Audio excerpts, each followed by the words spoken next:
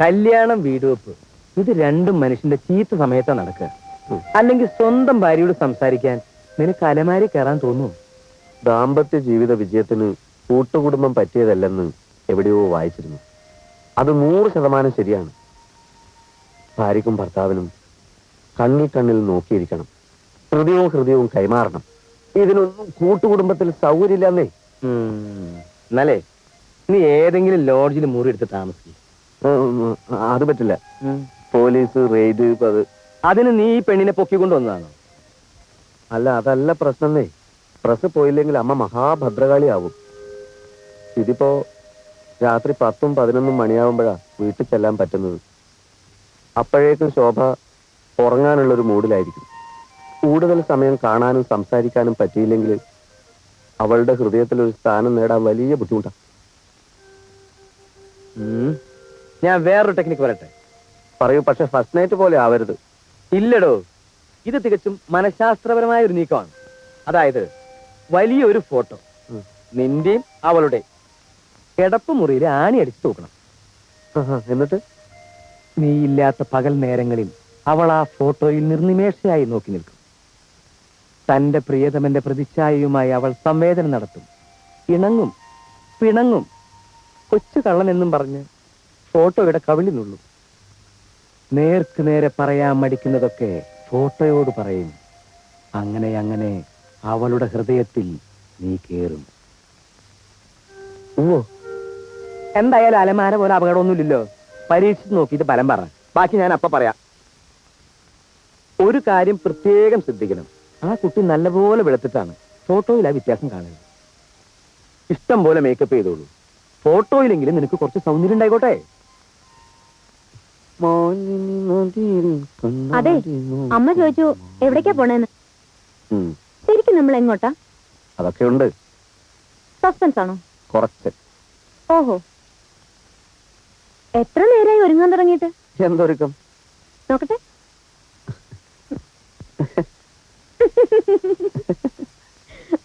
ഇതിലും ഭേദം white wash ചെയ്യായിരുന്നു. അയ്യേ, വൃത്തിയേട്.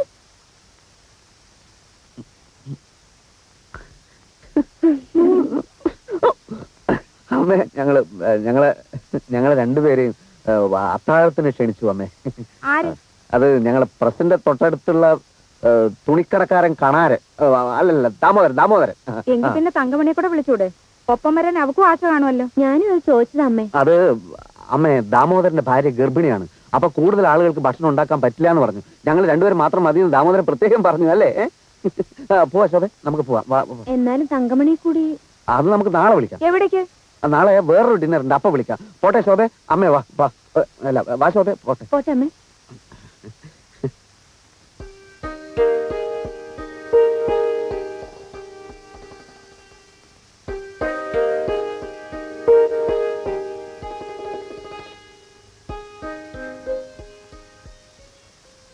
പാർട്ടിയും കീർത്തിയൊന്നും അല്ല, അത് ഞാൻ നുണ പറഞ്ഞതാ.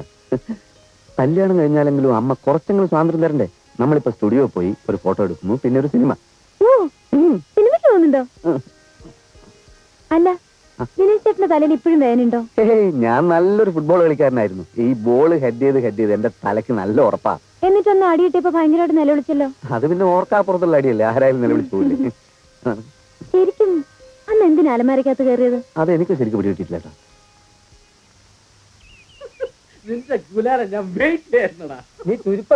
ഇടത് ഭാഗത്തേക്ക് നോക്കണ്ട, കുറെ വഷളന്മാര് താമസിക്കുന്ന വീടാണ്. നോക്കണ്ടെന്നല്ലേ പറഞ്ഞത്? വഷളന്മാരെന്ന് വെച്ചാ? മഹാവഷളന്മാര്, കള്ളൂടിയമ്മ, കഞ്ചാവ് വലിയമ്മ. കസ്തൂരി മാമ്പഴം കാക്ക കൊത്തി പോയി, അയ്യോ കാക്കച്ചി കൊത്തി പോയി, അയ്യോ ദ്രോഹികൾ. അങ്ങനെ ഒരു സിനിമയില്ലല്ലോ. അത് നായര് പിടിച്ച പാട്ടാ. ഏത് കുന്നത്തല പാട്ടങ്ങളാവട്ടെ, നടക്ക്.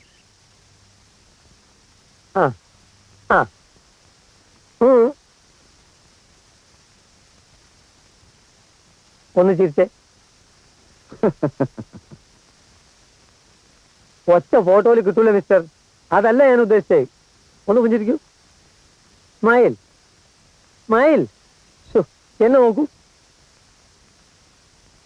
ഇത് കിട്ടണം.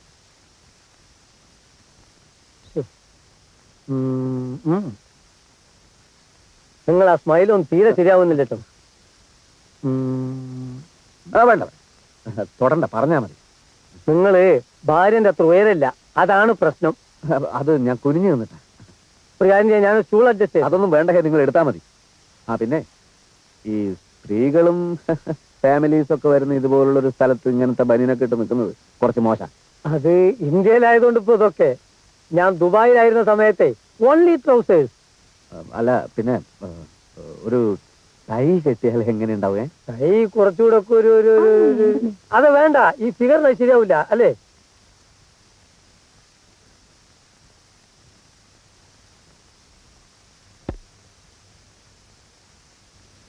Ready ready, smile smile smile, ready.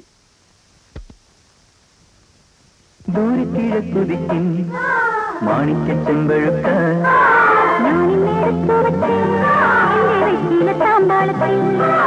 ദൂരക്കിഴക്കുതിക്കും മാണിക്ക ചെമ്പഴുക്ക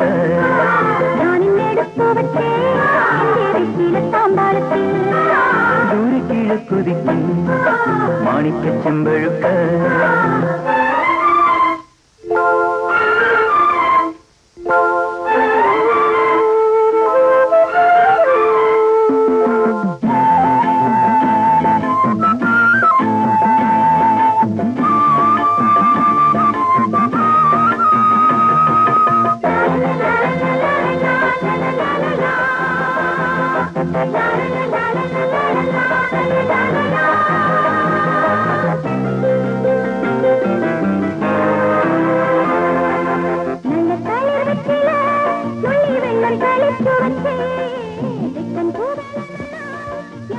മാഷേ, മാഷ് കാലെടുത്ത്, സീറ്റിന്ന് കാലെടുത്ത്. എന്തു പറ്റി? പറ്റിയതൊക്കെ പിന്നെ പറയാം. താൻ കാലെടും. മനുഷ്യന്മാരെ ഫാമിലി ആയിട്ട് സിനിമ കാണാൻ സമ്മതിക്കില്ലേ? എന്താ ദിനേശേട്ടാ? ഇയാൾ എന്തോണോ പറയുന്നത്? താൻ കാലെടുക്കുന്നോ ഇല്ലയോ? കാലെടുക്കാന്ന് വെച്ചാ എടുത്ത് വീട്ടിൽ കൊണ്ടുവയ്ക്കണം. താൻ സീറ്റിന്ന് കാലെടുക്കുന്നു. ഉണ്ടായിടൂ. ഇരുട്ടാണെന്ന് വെച്ച് എന്റെ ഭാര്യയുടെ അടുത്ത് തോന്നിയാസം കാണിച്ചാലുണ്ടല്ലോ. ദിനേശേട്ടാ, പോടാ. ഞാൻ എന്ത് തോന്നിയതോടെ കാണിച്ചത്? താൻ വന്നിരുന്നത് മുതൽ ഞാൻ ശ്രദ്ധിക്കുക. സ്ത്രീകളെ ചവിട്ടാനും പിടിക്കാനല്ലോ താൻ സിനിമയ്ക്ക് വന്നത്. മര്യാദയ്ക്ക് സംസാരിക്കണം. തന്നെ പോലെ മറ്റുള്ളവരെയും കാണരുത്. ഇരിക്കാതെ. പുറകിൽ ഇഷ്ടം പോലെ സീറ്റ് ഉണ്ടല്ലോ. ഇവിടെ ഇരുന്നാലേ തനിക്ക് സിനിമ കാണാൻ പറ്റൂ. ദിനേശേട്ടാ ഇരിക്ക്. തിയേറ്റർ തന്റെ തറവാട് സ്വത്തൊന്നുമല്ലോ. കാശ് കൊടുത്ത് ടിക്കറ്റ് വാങ്ങി ഇഷ്ടമുള്ളടത്തിരിക്കും. എങ്കിൽ ചവിട്ടാനും പിടിക്കാനും പെണ്ണുങ്ങളെ തന്നെ സ്വന്തം വീട്ടിൽ കൊണ്ടുവരണം. വേണ്ട ദിനേശേട്ടാ.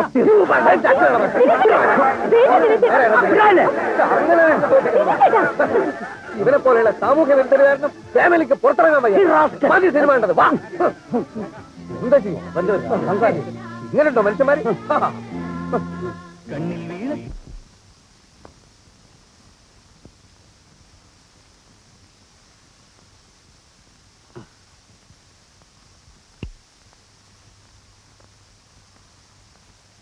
ദ്രോഹികൾ ഫാമിലി ആയിട്ട് എങ്ങനെ സിനിമയ്ക്ക് പോകും? മനുഷ്യന്മാരായാലും ഇത്തിരി സദാചാരബോധമൊക്കെ വേണ്ടേ? ഇത്രയും പ്രശ്നം ഉണ്ടാവാൻ മാത്രം അവിടെ ഒന്നും ഉണ്ടായില്ലല്ലോ. ഉണ്ടായില്ലേ? ഒക്കെ ഞാൻ കണ്ടോണ്ടിരിക്കുകയായിരുന്നു. എന്ത് കണ്ടു? അവൻ ശോഭയുടെ ചന്തിക്കിട്ട് ചവിട്ടുന്നത് ഞാൻ ഈ കണ്ണോണ്ട് കണ്ടു. ചവിട്ടെങ്കിൽ ഞാൻ അറിയില്ലേ? സിനിമയെ തന്നെ കണ്ണും തുറപ്പിച്ചിരുന്നാൽ എങ്ങനെ അറിയും? ശരി, അങ്ങനെ ഒരുത്തൻ ചവിട്ടിയെങ്കിൽ തന്നെ ഇത്രയും ഒച്ചയും ബഹളവും വേണമായിരുന്നു? പിന്നെ ഞാൻ അവനെ പുറത്തു തട്ടി അഭിനന്ദിക്കണമായിരുന്നു.